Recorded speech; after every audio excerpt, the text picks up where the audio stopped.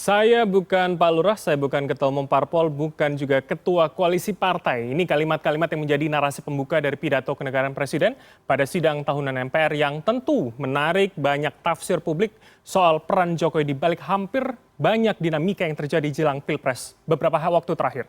Apakah kemudian narasi-narasi ini adalah penegasan yang bisa dimaknai clear sebagai klarifikasi dari Presiden atau jangan-jangan ini menjadi strategi dari Jokowi untuk tidak terlihat berseberangan dengan PDIP? Kami akan menganalisanya, telah bergabung bersama kami dari luar studio, Direktur Eksekutif Indo Strategik Ahmad Khairul Umam. Selamat malam, Mas Umam, apa kabar? Selamat malam, Mas Bram. Baik, langsung saja Mas Umam. Jadi artinya arahan Pak Lurah ini adalah clear bisa kita maknai sebagai klarifikasi atau jangan-jangan ini malah menguatkan stigma peran yang kemudian disematkan pada seorang Jokowi selama ini? Ya, yang disampaikan oleh Presiden Jokowi, saya pikir itu adalah sebuah upaya yang cukup baik sebenarnya untuk melakukan klarifikasi terhadap upaya atau tudingan sejumlah pihak yang seolah kemudian menegaskan bahwa Presiden ikut cawe-cawe dalam penentuan komposisi koalisi dan juga pasangan capres-cawapres. Tetapi pada saat yang sama tentu terkait dengan hal itu, Presiden juga sebaiknya juga tidak menutup mata bahwa ada sejumlah pihak yang berada di lingkaran kekuasaannya yang mencoba untuk menggunakan atau meminjam otoritas kekuasaan yang dia pegang untuk menjadi upaya untuk meyakinkan bagaimana kemudian Presiden seolah berada di balik semua itu. Oleh karena itu sebagai sebuah upaya ini harus diapresiasi, tetapi Presiden harusnya tidak menutup mata dan juga betul-betul tidak naif seolah kemudian semua itu tidak ada. Tetapi hampir banyak aktor politik merasakan bahwa indikasi itu cukup kuat terjadi. Oke, Mas Umam, atau jangan-jangan seorang presiden ini ingin menunjukkan bahwa gelar kingmaker atau kemudian Pak Lurah ini disematkan oleh orang lain, bahwa artinya gelar ini bukan dirinya yang mengakui, tapi sebetulnya orang lain loh yang memposisikan itu. Apakah itu yang kemudian bisa kita tafsirkan?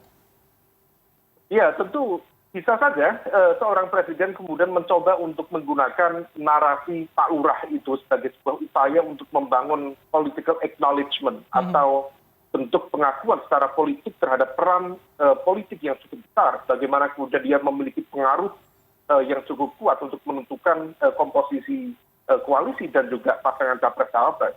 Tetapi di saat yang sama tentu hal itu bukan soal bagaimana kemudian memberikan dukungan, tetapi yang terpenting adalah menjaga netralitas kekuasaan negara. Yang menjadi kendala adalah bagaimana kemudian ada satu dua pihak yang barangkali merasa dirugikan oleh sikap dan juga manuver Presiden. Dan dalam konteks ini yang dirugikan bukan hanya berasal dari luar koalisi pemerintahan, termasuk di dalam konteks koalisi pemerintahan. Bagaimanapun juga konstruksi pemahaman masyarakat saat ini lebih percaya bahwa Presiden Joko Widodo seolah memberikan dukungan yang terbuka kepada Prabowo Subianto daripada kepada Pak Ganjar Pranowo yang berasal dari partainya sendiri di PDIP. Situasi inilah yang kemudian sepertinya bisa saja upaya itu sebagai sebuah langkah untuk menghindari serangan-serangan politik yang lebih masif dari PDIP pada Pak Jokowi sendiri. Dan indikasi itu sudah cukup kuat bagaimana kita menyaksikan seorang sekjen PDIP, Pak Hasto Kristianto, ketika kemudian menyatakan bahwa program food estate yang dijalankan oleh pemerintahan Jokowi dianggap sebagai sebuah kejahatan lingkungan, dan kemudian manuver serupa juga terjadi kemarin di Jawa Tengah ketika PDIP mengumpulkan kepala-kepala daerah untuk melakukan konsolidasi menjelang pemilu, dan ternyata Mas Gibran, putra dari Pak Jokowi yang sebenarnya juga berasal dari PDIP, tidak diundang di forum itu. Oke, Mas Umam, ini artinya hanya kemudian bisa kita baca sebagai politik penyeimbangan begitu ya, agar tidak kemudian bermasalah dengan PDIP, tapi juga bisa paling tidak mendukung dengan arah yang berbeda begitu. Ya, sepertinya ada upaya untuk mengamankan langkah di sana, karena bagaimanapun juga ada tendensi Presiden Jokowi yang difahami atau diklaim sebagai petugas partai dari PDIP, rasanya beliau juga tidak siap untuk berhadapan-hadapan secara diametral dengan Ketua Umum PDIP Bu Megawati Soekarno Putri, dan juga struktur kepartaian di PDIP itu sendiri terkait dengan konteks dukungan capres-cawapres saat ini. Tetapi bagaimanapun juga indikasi dukungan yang diberikan oleh Presiden Jokowi kepada Pak Prabowo Subianto semakin terbuka. Indikasinya cukup clear bagaimana jaringan relawan menjadi sangat solid memberikan dukungan kepada Pak Prabowo, kemudian basis partai, terutama partai parlemen, kemarin ada Golkar, ada PAN, yang seolah-olah sudah dikondisikan, sudah diarahkan untuk memberikan dukungan kepada Pak Prabowo, karena beliau, para ketua umumnya berkali-kali di berbagai kesempatan menyatakan akan melakukan konsultasi ketat kepada Pak Jokowi sebagai panglima tertinggi dalam penentuan koalisi. Oke, Mas Umam, kalau kemudian kita mengikuti, logika indikasi-indikasi ada dukungan ke seorang Prabowo Subianto misalkan, artinya ini narasi pagi ini yang kemudian disampaikan oleh Presiden menegaskan bahwa Presiden memang tidak akan secara clear menunjukkan dukungannya begitu dan tidak akan mengambil sisi yang berseberangan dengan banyak pihak. Saya menilai ada upaya untuk menyelamatkan diri atau menyelamatkan muka, semacam face-saving strategy.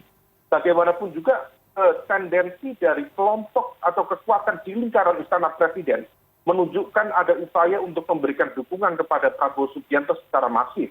Tetapi tadi, Presiden Jokowi sendiri sepertinya tidak siap melakukan konfrontasi secara terbuka dengan PDIP. Nah, oleh karena itu, kalaupun kemudian skema terburuknya terjadi, bisa saja sebagai upaya untuk mengamankan ini semua, langkah terbaik yang bisa dilakukan oleh Jokowi adalah memberikan dukungan secara terbuka beliau pribadi kepada Pak Ganjar Pranowo sebagai representasi capres PDIP. Tetapi sel-sel politik dukungan yang selama ini terkonsentrasi di sekitar Jokowi akan dialirkan semuanya kepada Prabowo Subianto. Mas Umam, tapi dengan kemudian narasi memunculkan friksi yang tidak mudah ditebak di dinamika politik ke depan. Oke, tapi dengan narasi pagi ini apakah kemudian sangat berpotensi untuk menunjukkan dukungan secara clear, secara terang kepada Ganjar begitu, atau jangan-jangan akan juga terlihat mengambang begitu?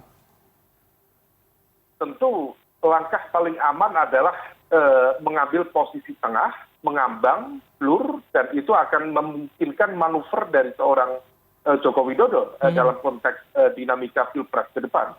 Oleh karena itu, saya pikir informasi atau statement disampaikan oleh Presiden Jokowi juga menunjukkan hal serupa. Misalnya beliau mengatakan tidak keberatan jika fotonya tampil di baliho-baliho, yang dimana di situ juga ada capres tertentu, dan tentu konotasinya ini merujuk pada Prabowo Subianto sendiri yang secara terbuka mendiseminasikan street media yang sangat masif, tetapi juga oleh PDIP, sel-sel jaringan dan juga infrastruktur pemenangan PDIP yang menyandingkan foto dari Presiden Joko Widodo dengan Ganjar Pranowo.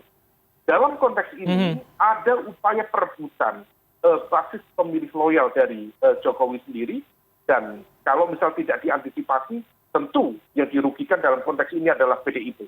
Oke, walaupun kemudian dengan paling tidak hari ini kita membaca kritik terhadap food estate itu adalah semacam ingin menarik kembali Jokowi pada pusaran dukungan pada Ganjar Pranowo agar kemudian pemilih-pemilih loyal Jokowi akan tetap di sana, begitu ya, Mas Umam?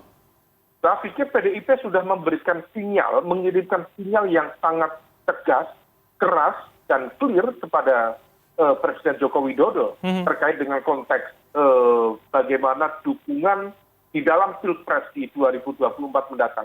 Kita masih ingat dalam sebuah momentum dulu, Bu Megawati di forum terbuka yang menghadirkan ribuan kader PDIP menyatakan bahwa Pak Jokowi tidak ada apa-apanya kalau PDIP waktu itu tidak mencalonkan beliau sebagai seorang capres. Artinya apa? Waktu itu ada upaya untuk membangkitkan kesadaran seorang Joko Widodo bahwa PDIP memiliki saham politik yang sangat besar untuk membentuk kekuatan politik yang saat ini dinikmati oleh seorang Joko Widodo. Baik, Mas Umam. Karena itu sebenarnya sinyal ini cukup clear, tapi sepertinya Presiden Jokowi sendiri dan lingkaran di sekitarnya juga semakin menunjukkan keberpihakan yang sangat vulgar. Oleh karena itu, friksi-friksi ini semakin tidak mudah untuk ditutupi, dan secara perlahan tentu mengalami benturan-benturan yang barangkali ke depan akan jauh lebih masif terjadi. Oke, berarti pertanyaannya terakhir, Mas Umam. Ketika kondisi seperti ini, apakah narasi tadi pagi akan menjadi peredam atau kemudian akan semakin meruncing paling tidak menjelang pendaftaran di Oktober nanti? Singkat saja. Ya, dalam konteks ini bisa menjadi peredam dalam jangka pendek, tetapi kalau misalnya kemudian strategi dan juga statement termasuk langkah politik dari Joko Widodo semakin menunjukkan keberpihakan yang semakin vulgar, akan panggung-panggung politik yang semakin terbuka kepada Pak Prabowo Subianto, saya pikir itu akan menjadi sebuah awal dari konfrontasi yang tidak mudah untuk ditutupi lagi antara Jokowi dan juga keluarga besar PDIP ke depan. Baik, kita akan lihat seperti apa kemudian, apakah semakin meruncing atau kemudian berhasil meredam, paling tidak mungkin dalam jangka yang lebih panjang hingga Pilpres di awal tahun depan. Terima kasih atas waktu dan insight Anda, Mas Ahmad Khairul Umam, Direktur Eksekutif Indo Strategik, telah bergabung sama kami. Selamat malam, sehat selalu Mas Umam. Terima kasih.